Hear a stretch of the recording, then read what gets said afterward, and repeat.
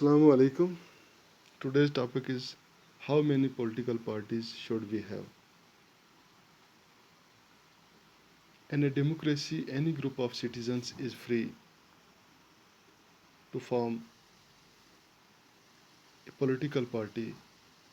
In this formal sense, there are a large number of political parties in each country. More than 750 parties are registered with the Election Commission of India, but not all these parties are serious contenders in the elections. Usually, only a handful of parties are effectively in the race to win elections and form the government. जहाँ तक एक democratic country का तलक है, वहाँ पे कोई भी ग्रुप ऑफ सिटीजन्स जो हैं वो फ्री हैं कि वो एक पॉलिटिकल पार्टी बना सकें. तो इस तरह की बहुत सारी पॉलिटिकल पार्टी जो हैं वो हर कंट्री में देखने को मिलती हैं. जहाँ तक हम अपने मुल्क हिंदुस्तान की अगर बात करेंगे तो यहाँ पे भी लगभग 750 ऐसी पार्टीज़ हैं जिनकी registration election commission of India में हो चुकी है. लेकिन ये तमाम किस्म की पार्टीज़ जो हैं ये सारी उभर कर सामने नहीं आती, सब गवर्नमेंट में हिस्सा नहीं लेती या सब इलेक्शन में हिस्सा नहीं लेती. तो बहुत ही चंद ऐसी पार्टीज़ हैं जो कि मेन पार्टीज़ हैं, इलेक्शन लड़ती हैं, गवर्नमेंट बनाती हैं. तो सवाल यहाँ पर हमारे सामने ये उठता है कि एक गुड डेमोक्रेसी के लिए कितनी पार्टीज़ का होना ज़रूरी है. तो हमने ये देखा होगा कि बहुत सारे कंट्रीज़ ऐसे हैं जहाँ पर सिर्फ एक ही पार्टी है, तो उसे वन पार्टी सिस्टम कहते हैं. अगर हम चाइना की बात करेंगे, वहाँ पे एक पार्टी है कम्युनिस्ट पार्टी, तो वहाँ पे उसी को अलाउ किया जाता है कि वो वहाँ पे इलेक्शन लड़े, वहाँ पे गवर्नमेंट बनाए. बाकी किसी पार्टी को वहाँ पे इजाज़त नहीं कि वो वहाँ पर फ्री कंपटीशन करे पावर के लिए. तो अगर हम देखें, इस तरह का सिस्टम जो है ये भी एक डेमोक्रेसी के लिए अच्छा नहीं. कम से कम दो पार्टीज़ का होना ज़रूरी है. तो बहुत सारे हमने मुल्क देखे जहाँ पे मेन दो पार्टीज़ वहाँ पे हैं, तो उस सिस्टम को हम टू पार्टी सिस्टम कहेंगे. वहाँ पर जिस तरह यूनाइटेड स्टेट्स ऑफ अमेरिका और यूनाइटेड किंगडम की अगर हम बात करेंगे तो वहाँ पर सिर्फ दो पार्टीज़ हैं, यानी कि वहाँ पर टू पार्टी सिस्टम जो है वो चल रहा है कि पावर जो है वो चेंज होते हैं between the two main parties.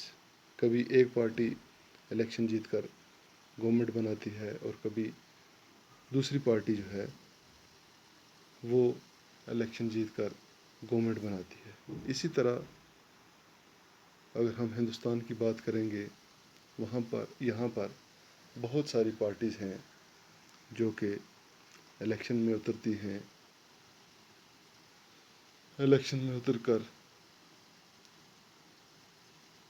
आपस में एक दूसरी पार्टी के साथ मिलकर अलायंस बनाती हैं और उसके बाद गवर्नमेंट बनाती हैं. कभी कभार ऐसा होता है कि कोई एक पार्टी भी अकेली यानी कि गवर्नमेंट बना देती है. तो इस तरह की के पार्टी सिस्टम को हम मल्टी पार्टी सिस्टम कहेंगे. मिसाल के तौर पर अगर हम देखेंगे, हिंदुस्तान में 2004 के पार्लियामेंट्री इलेक्शन में एक अलायंस बनी थी, नेशनल डेमोक्रेटिक अलायंस, जिसमें बीजेपी यानी कि हेड पार्टी थी. इसी तरह यूनाइटेड प्रोग्रेसिव अलायंस जिसमें कांग्रेस हेड थी एंड द लेफ्ट फ्रंट, और बाकी जो नेशनल पार्टीज़ थी उनकी एक अलग अलायंस बनी थी.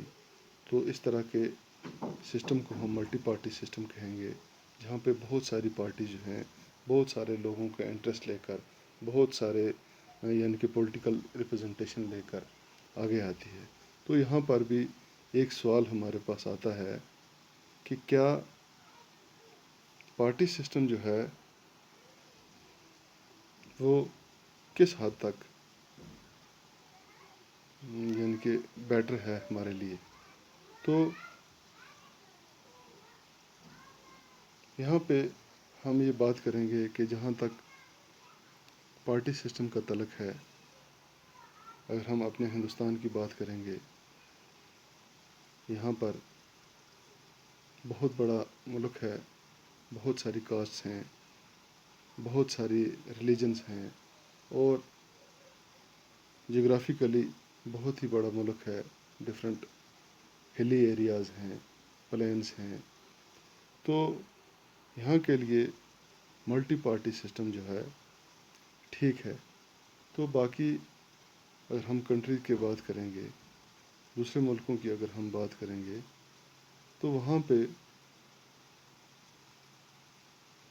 کوئی بھی ملک جو ہے وہ کسی سچویشن میں آئیڈیل نہیں ہے کہ وہاں پر کتنی پارٹی جو ہیں وہ کام کریں گے. شکریہ.